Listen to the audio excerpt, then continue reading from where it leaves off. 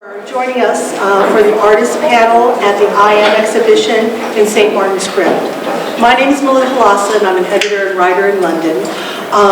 And I want to preface our discussion today with my own assessment of the wonderful I Am exhibition. There are remarkable artworks on display, but it would be remiss of me to see this group show of 31 women artists only in terms of peace building, or that it is an exhibition that only celebrates diversity in the Middle East or the role of women. A wide range of artistic practice has been included in the exhibition, from painting to installation, photography, and also painting with mixed media. However, it is the wit, the aesthetics, and the articulation and conceptual underpinning of much of the artwork that makes it a very special exhibition. This evening, I'm hoping our discussion with the four artists would be here, and we have some artists in the audience, will be wide-ranging, not only exploring the lives of artists and women in the region, but also looking at hard topics of censorship in the arts, official culture versus unofficial culture, the importance of patronage, art as resistance, and art as political messaging. Before we start, I would like to introduce the artist and the curator with me today.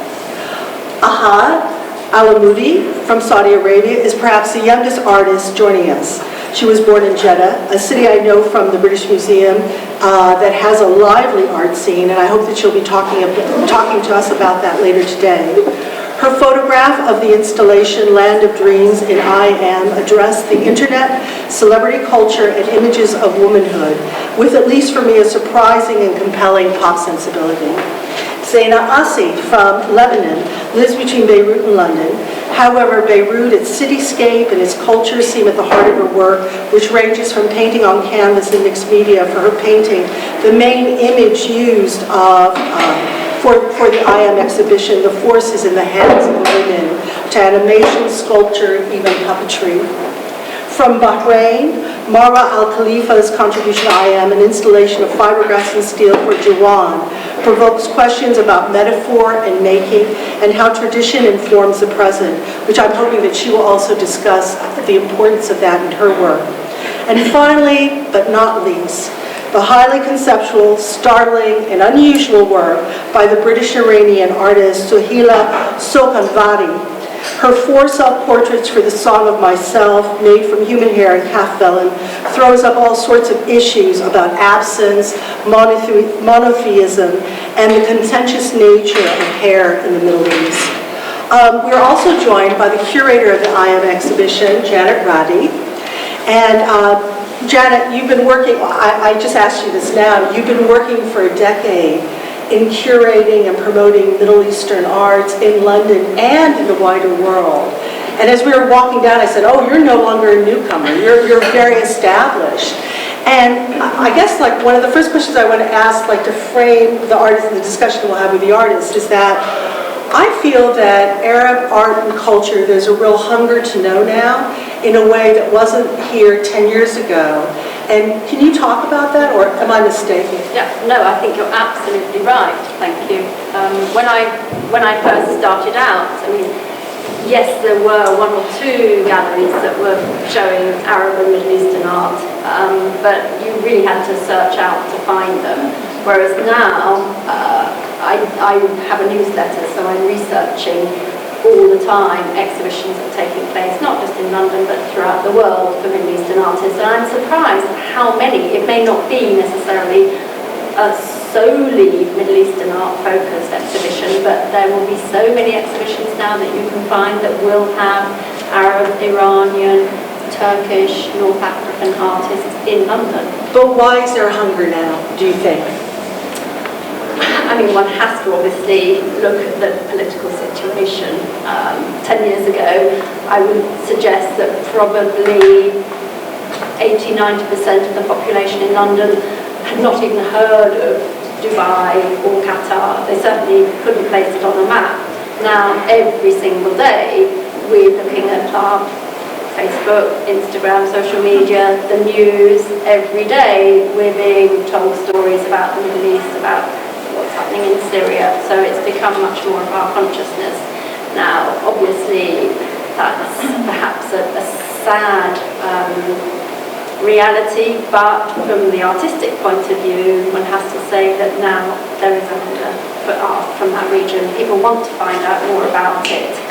People want to, they can't go to the region necessarily, but we have the opportunity to show that the general public hear art from the region, and I think that's very, very important. So this is the climate that we're in now. But before we go on, I'd like to introduce the artist. Ahmed Alamoudi from Saudi Arabia. I asked the artists before is that I wanted to, for each of them to talk about the relative art, the scene that they have come from their relative cities, and also the great influences in their work. So we'll start with you.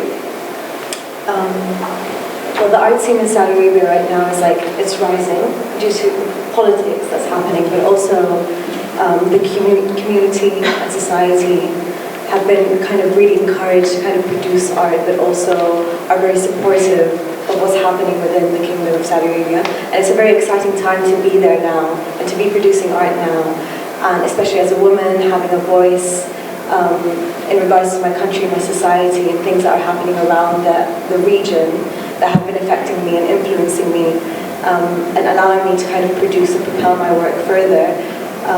It's a very exciting, and hopefully the future there'll be more attention, and there is a global international relationship happening right now between Saudi Arabia and the world, and there are a lot of eyes on us. But I think it's time now for us to kind of use that power as artists to kind of change, perspectives or stereotypes, and work around that, what we're given anyway. Sadie, can you talk about Beirut? I mean, I can remember when I went to Beirut after the Civil War had ended, and in the late 1990s, 2000, it was still an art scene that was underdeveloped. And then Christine Tolmay came around, and suddenly there was an international focus on Beirut. Can you talk about that in your city? Yeah. Well, in Beirut, in fact, there's a lot of different artists working, and you don't feel that there is one mainstream. You couldn't find one artistic movement or one school of thought, which is very interesting and fun.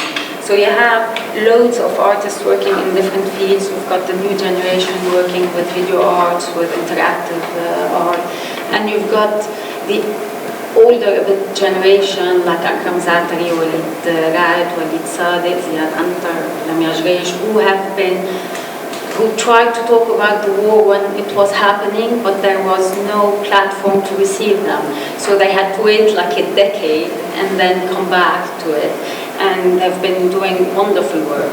The thing is about the Lebanese art scene that it is a challenge to keep it thriving, and it is a challenge to keep it active because the situation in Lebanon is there's so much unrest and instability. So, but there are so many good art out there, and you have these two schools, if you want, ones who wants to talk, who wants to play the witness about what happened during these years of war, and ones who don't want to have anything to do with it. But I mean, it's always interesting to see different people expressing themselves in different ways. The sad thing is that the government is almost non-existent when it comes to sponsoring. So it's always, you've got like non-profit and personal effort organizations that are taking place. You've got Ashkal Alwan, you've got Beirut Art Center. So there is a lot of things happening, but you have to look for them. And I think it could have happened much more, but the situation isn't helping. So we'll see in the future. I want to talk about that whether at this time, because the region is in conflict or war, if that's really all artists, the pressure that's put on artists, like is that all they have to talk about? But we'll get to that. I'd like to know about the art scene that you come from in Bahrain, because that's an art scene that's relatively new, even though you said that 4 years ago shows, exhibitions started. Actually, it's not fairly new. Even though Bahrain is tiny, been going on for a while. Our annual art show has been going on for over 40 years. Oh, 40 years, excuse me. Yeah. So it's exciting that there's this platform for artists to take part of, and it's been going on, as I said, since the 70s. And there's a prize which encourages artists to participate. Currently, there's a lot of new initiatives that are going on, which is exciting, especially for the new artists. Having a platform. The gallery started out in the 90s. I would say when I came back from university, that was the time where a lot of galleries, and there are the two main galleries right now in Bahrain, and still bringing artists from abroad.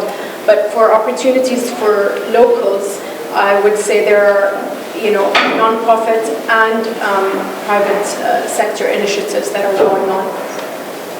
So that's primarily it in a nutshell. But as an artist, it's of course each one faces challenges. I would say for the Bahraini artist, it's selling their art is always a challenge because there aren't.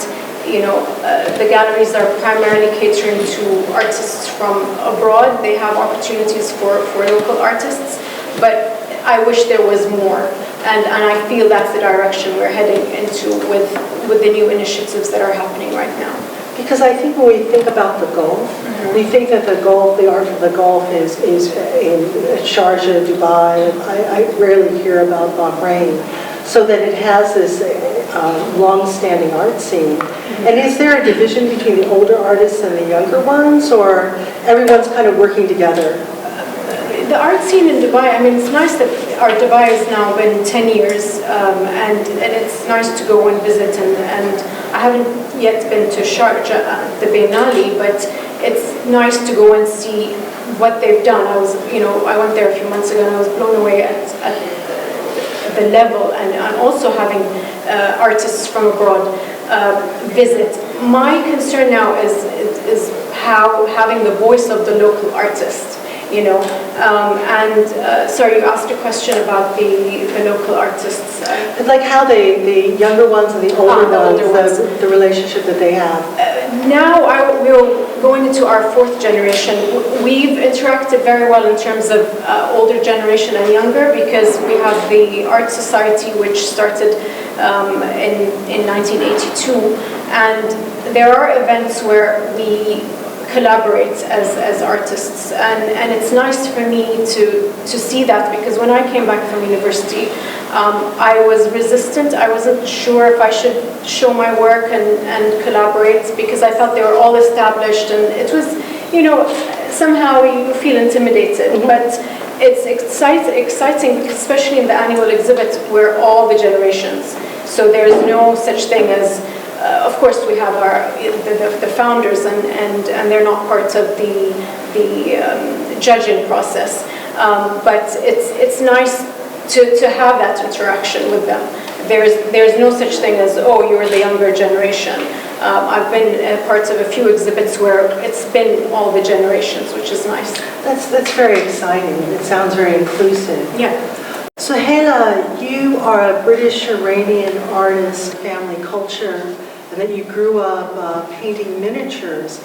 And that was my question. I was very curious about your background in art and how Iranian culture and your own practice came together. If you could talk about your background.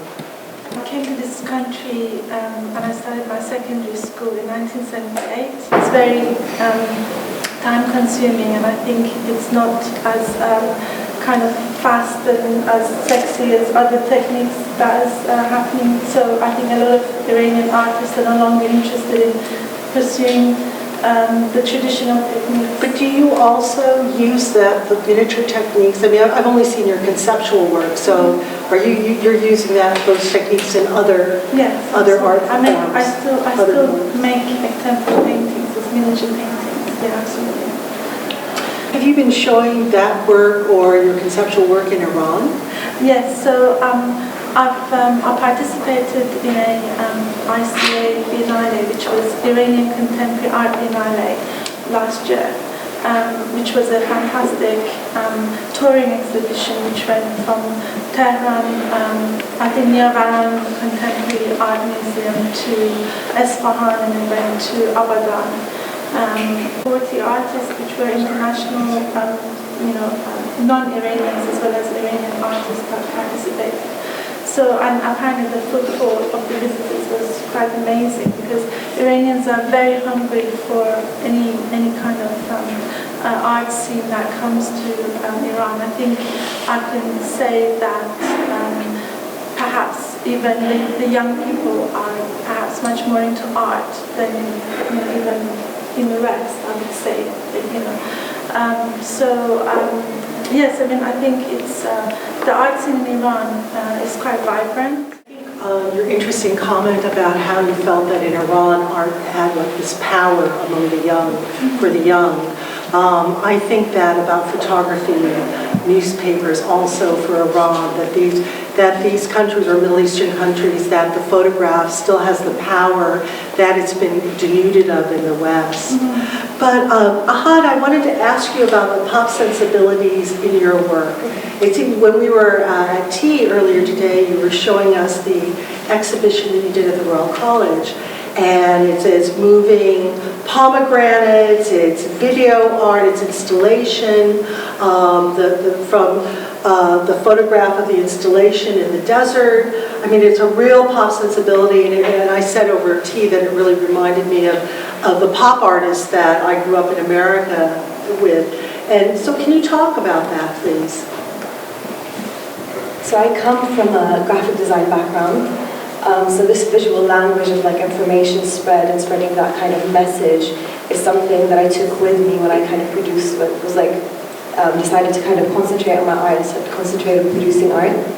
And coming here and having kind of this distance away from my country and society, the only form of kind of, or way that I could link back to that was through the internet and through like videos that were generated from the kingdom and that were being spread, viral videos, images, and also the news and information on the news. And this led me to kind of want to form my own narrative about the things that were happening in my country. Through these kind of viral imagery that were, being produced, and a lot of it is popular culture. And yeah, I see it in a way as like me studying the ethnography of my country through kind of these viral images that are being, and I analyze these viral images. For example, the one that I have exhibited here is of Ahlam, the singer, Dream, the singer. And yeah, so I use these kind of elements as symbols, and I kind of reinterpret them and form different narratives with them in my work. I always think that it's very interesting about art cultures when they become quite self-reflective about the popular culture, and somehow that self-reflection is I found your work very witty, and smart and very witty, and I think I don't know a lot. I know some art from Saudi Arabia, but it was that level of critical popular culture, being critical with it, that I found quite surprising. And I thought, oh, what am I thinking of? This is like very modern art from... are there artists, a young generation of Saudi artists, are they like you? Are they working with popular culture? Or are they working more in, would you say, in traditional forms? I think we have a mixture. There are some that truly believe in, the Islamic art, forms and geometric patterns, and then there's some that kind of mix, the different formats.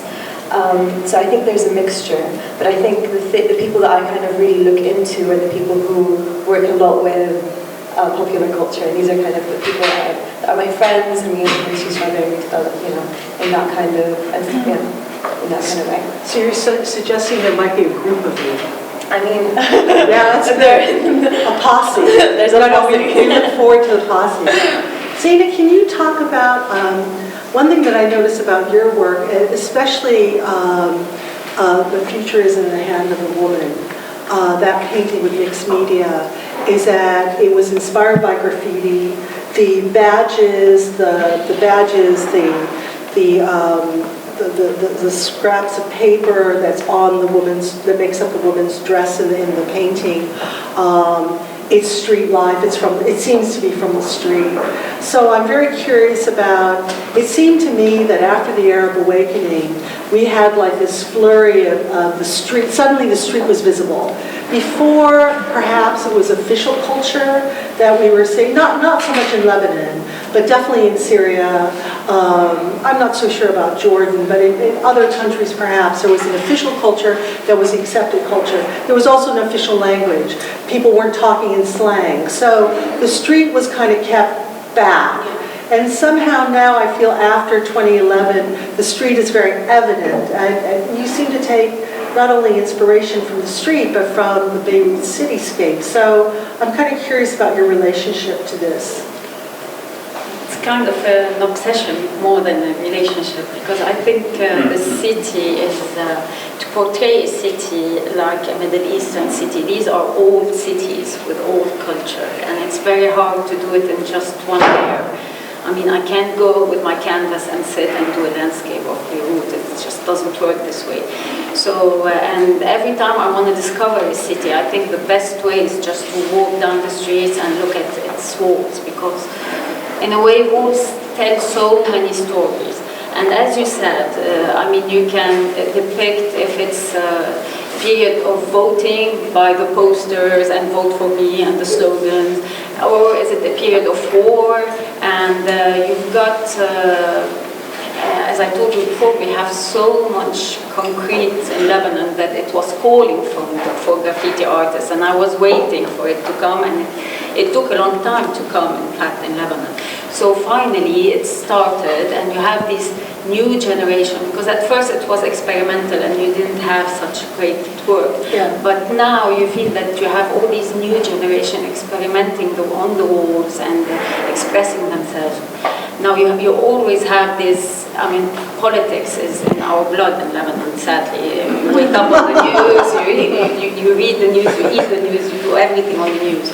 So you always have these slogans about this kind of party or the other one. But it tells also, this is how it is. I mean, the society, you can read about the society, you can guess which era we're passing by, you can know about the inhabitants of the city by its walls, by reading what's happening on the walls. I mean, the holes on the walls are still there from the bullets. They're not covered in Beirut. And you wouldn't see it, because you see a new nice restaurant popping up, and it's all this mixture of old and new. So, but in your work, I get a sense of there's a real energy in Zaina's work, and it's kinetic. It's the street. So, you know, like some people can do portraits of the city and not capture that energy. So I'm sort of curious. It's a love affair you have. It's not romantic, it's not sentimental. It's very alive, I feel like when I see it. Like when I saw it, I thought, oh, this is Beirut. This is the Beirut that I know. So you must be putting an idea of like, even though you, so I guess my question really is that, how do you see yourself? Are you a social historian? Like, are you an artist, a social historian? Like, are you documenting? Like, what are you? Are you dreaming? Like, what, you know? I mean, I don't know where to put myself at all. I'm hovering. I didn't land yet. But I think that Beirut, you have this relation of love and hate. You can't just have one-way relationship with Beirut, because it's such a chaotic place to be in. But at the end, this is why you're attracted to it. Now, is it a trap? You can't just get out of it or not? No, it's a different question. But I mean, it is, as you said, it is always, the city is alive. You've got smells on the streets, you've got the sound of the streets. You can't just walk in Beirut and have an easy, like you do it in the park, or, you know, an easy walk. You have to react with the guy with the shop, and you get pumped in a lot, you know. I mean, it's always, it's alive. And this is what I try to portray, and this is why I feel that in my work, if I want to talk technique, I have to put many layers, because I can't just do it once. Marwa, can you talk to me about those elemental objects? And that's, I feel that, especially in installation, But the photography of yours I was looking on the internet was different. And so you do a range of things and also sculpture. Yeah. So I'm kind of curious about the materials and what those materials mean to you within like this contemporary context. This series, it started last year. The National Museum had an event of collaboration between chefs and artists. And so I was paired with a Bahraini chef, and we knew that we wanted to revive old recipes from Bahrain. And I was between, it was land and sea, that was the theme. This idea kept on brewing in my mind of how I want to portray these pearls. And then, one day I was thinking, okay, let's just experiment with fiberglass. So I ordered because I had to, we're blessed in Bahrain, we have a lot of, workmanship and craftsmen. So it was easy, but the pearl itself is a steel. I went into, a hardware store, and the man was looking at me like, what do you want? We use these for, gates and grills, and so I said, don't worry, I need to get this piece. And I got all the different sizes. So it was a fun process. It felt like an experiment. I didn't know if it was going to work. And but the pearl in your installation has the sheen of a pearl. It does, and it was also because years ago I worked on a camel that was fiberglass, and I had to eventually go to a car company that sprays because it was going to be kept outdoors. So I loved the finish, and I was thinking these pieces it just gives you that nice, luster of, and I experimented with a few colors until we got that. I actually got new pearls, Bahraini pearls out to get that shine. Yeah. Well, you definitely got the shine. Yeah. Yeah. I thought, oh, do they make them this big? I know that they go fishing for them. Is there an oyster this big? Yeah. No, I don't know if you saw a few of the other ones that I did, but I did different sizes of pearls. But to work with the pearl or to recreate the pearl, I'm curious, it's one thing a craftsperson perhaps or someone in traditional, but you're a sculptor, you're a photographer. So I'm very curious working with that shape, that symbolism, is it metaphor we're looking at? What does it mean? Or maybe I should be so bald to ask that. When I was reading more into how a pearl is created, because it just, I love the fact that it's a grain of sand that enters into the oyster, and then these layers, it's like a defense mechanism that comes up and it turns into this beautiful piece of a pearl. So in my artwork, I love having a correlation of a meaning between the material and the subject matter. Mm-hmm. Whether it's, the series I did about women, I used cargo boxes. And cargo boxes that have the name fragile or messages written about. But I was doing a comparison. So it's always, when it comes to material, I like whether it's rough or smooth, and I put resin on that rough material. So it just gives this different meaning to it. And listening to interpretations of what the viewer sees is interesting, because I see it in a sense. When I did it, sometimes it's just an experiment, but I love the way it turns out in terms of the meaning. But that's what I was wondering, if it could be more like a metaphor for Arab life in a way, that it's from it's a reaction to a situation, and yet it's transformed into something beautiful or aesthetically pleasing, or something that recalls nature, that even in adversity there's a way, there's a path open. Like it's hopeful in its, perhaps, I don't know. Yeah, it's an interesting interpretation. I didn't think of it that way before. It's pretty much the red color and the other one that I had done reminded me of what the pearl merchants used back home to tie the pearls. So for me, it was, yes, it does look pretty at the end of the day. There's no such thing as, Well, yes, it looks pretty, but it's also puzzling in its prettiness, Yeah. Like it poses a question, I think, to the viewer. To the viewer, and the single pearl, for me, I relate to it a lot, and I think of the generations of from my great-grandmother to my mother and my grandmother of how inspiring they were, as I see them as pearls in my life, and how they've inspired me. So the other also, the viewers that came, they related to the other pearls. They said, no, we don't want the one that's alone. We prefer being, a cluster of pearls. So each one in itself had a different meaning of how women see themselves in society. I think that that's the great thing about art, is that art it can have very many meanings, and they can be very personal to the people seeing them, and quite different to the artist. Which brings me to Sahela. What's up with hair? Because hair is very contentious in the Middle East. And it's, I don't have to tell you. So I'm very curious how you came about to make those art pieces. That you call them a self-portrait. It's all loaded, but maybe you don't mean to make it loaded. It's loaded. Okay. So I work with metaphor, and the work is very conceptual. The shapes they look abstract, Yes, but they are actually very figurative, because all the shapes come from the negative spaces between people and objects in family photographs. And I'm interested in family photographs because, as I said earlier, I left Iran when I was 12, and when I went back in 2005, I realized that there was a lot of events like weddings and birthdays and whatever parties that I was missing from these photographs.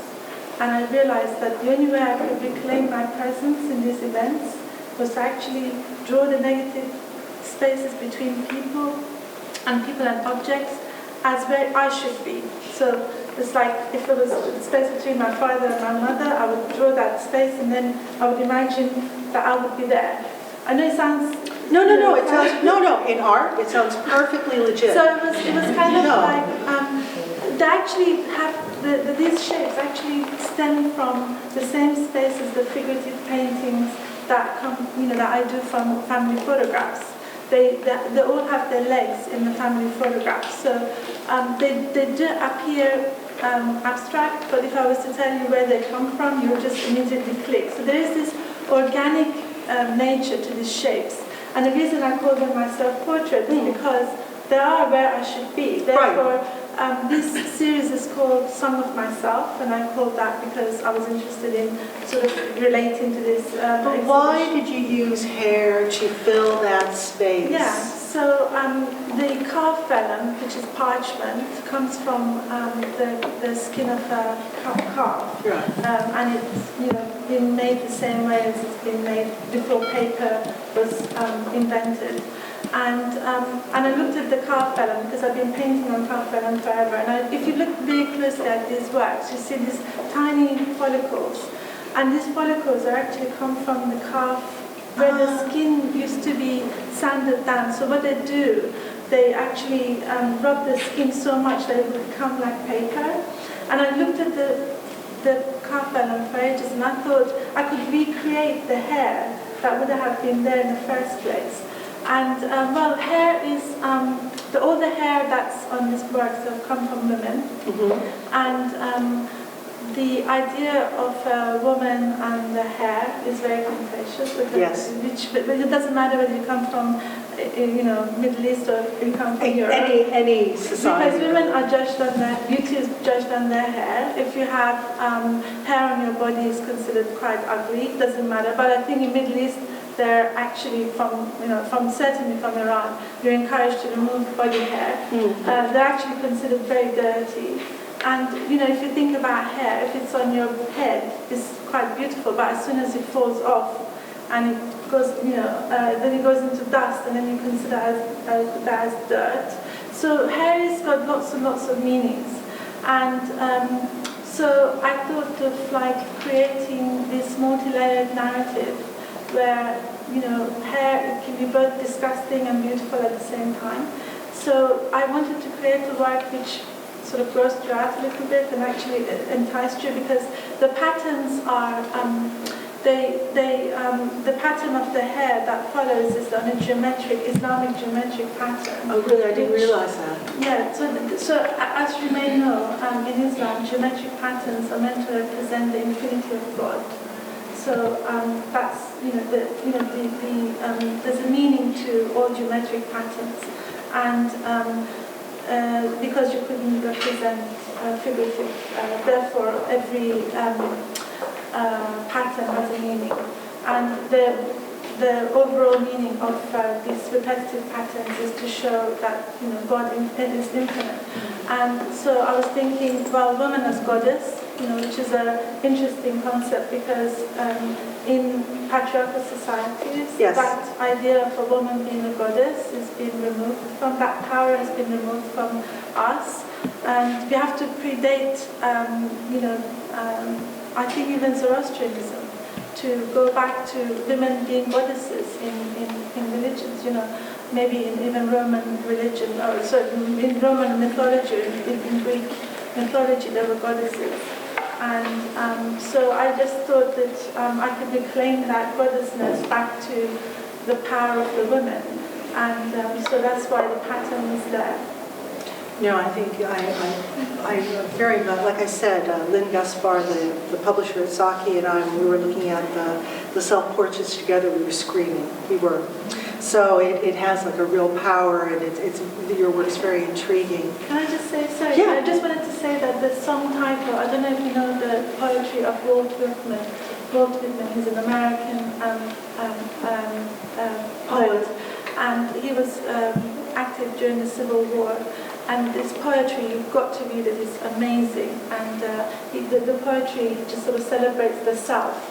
And that's why the title was so important to me, because it kind of tied into that work. So I just want to tell you about the title. See, and I think that's also what's interesting now about Arab art, is that it doesn't stay only within its own pop sensibilities, but it draws globally, and that it's drawing globally, and it's a universal message. Now, one last question for Janet Ratty before I open up questions to everybody and artists in the audience. And my question to you is that, does gender inform art, would you say? That's a nice tough. It's a really tough question. That's a tough one. Thank you. Well, you curate it. The simple answer is yes and no. Am I allowed to say that? Yes, of course. Yes. I mean, it depends at what level you're looking at it. Obviously, if you're a female artist, you're going to be inspired by your gender. It's, well, male or female. So obviously the exhibition is about women artists. So yes, I would see that gender very much informs the art that we see here. On the other hand, for me, this is maybe going against the whole concept of this exhibition, but for me, gender is completely irrelevant in art. I take it to a higher level, and I look at the art for the quality of the art. So, maybe that this exhibition is about women artists and if they have a voice, but it could equally have been, sometimes I'm asked to curate exhibitions about women, and I specifically include male artists, because I think why should one just focus on women artists? Can you talk about the process of curating this particular exhibition? Yeah, of course. Well, I mean, I was helped very much by Paul Jana and by Claire Marie. They very kindly invited me to curate it. They told me that the subject matter was going to be about the positive side of women in the Middle East, and I completely relate to that. I think it's very, very important that we do actually focus on the good things. And I say it all the time. I'm also on the board of the LMEI magazine, which is the London Middle East Institute magazine, and I made the point there, we can't just focus on the troubles. We have to, because it is very positive. There is so much that the Middle East is giving everybody. So for me, I resonated with it immediately. Obviously, I've been working with several of the artists already, and therefore I invited them to be part of the exhibition. And then there are some artists that I've never worked with at all and never met before, and it was really nice to have that opportunity to include them in the exhibition. We had wanted to limit the number of artists. Obviously, there were several artists now who said, I wish I could have been part of that exhibition. It would have been lovely if we could, but we limited it for obvious reasons. And I wanted it to be a complete range of works. So we weren't dictating to the artists other than saying that the work had to be made specifically for the exhibition, because I think it's nice then that the artists are able to respond to the theme of the exhibition. They're not just regurgitating work that had been seen before. Some of the artists show regularly in London, so again I wanted the audience to see new work within the context of the exhibition. But beyond that, I said to the artists, please just do what you like, interpret it as you think it should be, your work. And it was a really lovely surprise to see some of the works. You know, with Zahela, I was expecting something completely different. And then, yes, you think it's superb. The works, I think, work really well together. We had quite a number of photographers, which was really nice. And then, well, all medium, painting, photography, sculpture, installation, mixed media. And I think, again, I wanted a high quality exhibition, and I think very fortunately we've actually achieved that. And I'm very, very pleased it's been so well received by absolutely everyone that's seen it, both in Jordan where it started off, here in London, and of course it's travelling on as well. And usually, you know, an exhibition that might be shown in Jordan might not be as well regarded as it could be here, and yet I'm sure that it all has, that each place has responded very fully to it. I think that's an incredibly interesting question, is how do the different audiences view the works? Because it won't be the same in each place, which again is nice, that, you know, different people and the audiences are entirely free to interpret the work as they like. We're not telling them how it should be interpreted. And yes, you will. You know, you'll get somebody in Jordan a particular work which maybe in London doesn't have the same meaning for the audience. And likewise when it goes on the stage. So I think that's very important. And like I was saying earlier to somebody, you know, the works are being hung differently because of the different spaces. So you'll get that relationship changing all the time within. I think that we've also entered a time of identity politics. That I've noticed that when I was in New York last week, I saw a billboard, and the billboard was talking about a television presenter, and they described him as half black, half white. And I thought, oh, this is so interesting. Now everybody is a component of who they are. And I wanted to ask the artists at the table and the artists in the audience, how important is identity? Identity being an Arab woman artist, an Iranian woman artist. How important is that? Like, and how does that affect your work? Who would like to start? Okay. Sorry, I'll bring it to you.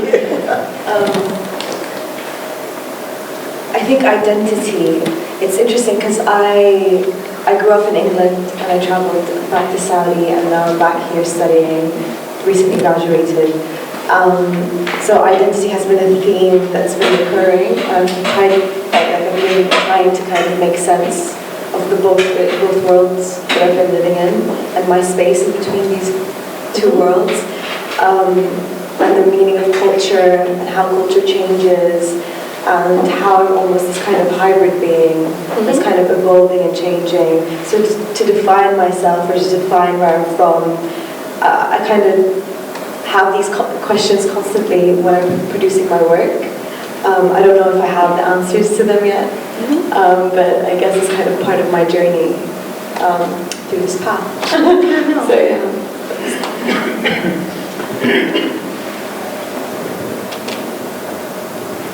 Yes.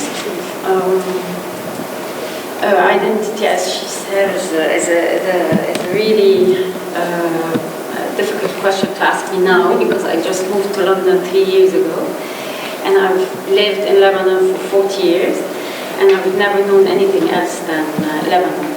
So I think we're all lost here. I think we're all asking ourselves these big questions. I try to dissect what it means by when you say patriotism, identity, belonging, cultural background, and these huge big names in neons above our heads, and I'm like, okay, let me dissect it to see if I want to follow this path or will I cut the links here. So it is very difficult. I think it's important, I guess, to have your identity is important to you, and where you're coming from is very important to you. But the thing is, where it's a bit of a conflict for me is where, I mean, when I lived in Lebanon and I've been through the wars, I had the right to talk about the war. You know what I mean? And here I feel that I'm passive. There I was active, I was in the middle of the thing, I could get the news from the streets, I talk with my neighbors, I have But that's only because you're distant. But you're still knowing it's not the street you know, but it's a street that you'll come to know. It's just that I don't feel that if I look at the news through BBC or news or it's just that it's blurry. The line is getting blurry. Do I have the right to talk about it? Do I have a voice? Or am I kind of abusing the situation and profiting from the situation? This is where it's a bit too complicated. I would never suggest that. I hope not. Because I think that the artist's point of view is needed in this country too, no matter where it comes from. We, especially in this country, especially now, we need all of our artists who are homegrown and foreign. We need them to be actively engaged and looking so that we can figure out a way out of this mess that we're in, and we need it. I mean, so don't hold back, please. I'm not, but I'm always in doubt. So it's I think it's a state. It's just because you've moved, I think. Yeah. I'll see you in a couple of years. Yeah, no. I expect that you will do that transition. How about you, Marwa, in terms of identity? Because we don't know that much about Bahrain. Some of the news isn't good, so we don't know. For me, identity, I mean, my art is it's like a journal, but it's rather than writing it, it's a form of expression. Whether it's my photography, and I feel a lot of my photography is related to Bahrain, especially before and after, documenting, growing up seeing, for example, the palm trees, and now there aren't as many palm trees. It's just for me as a resident that. And growing up, and for my kids now, not to see what I saw growing up, it's always something I want to document. And the other day driving by and not seeing a palm tree that I documented and now it's gone, you feel it's part of history, and that's how I... So do you feel that you're documenting or that you're working on a disappearing world? And that must make you nervous, and not as an artist, but on some level of creative engagement.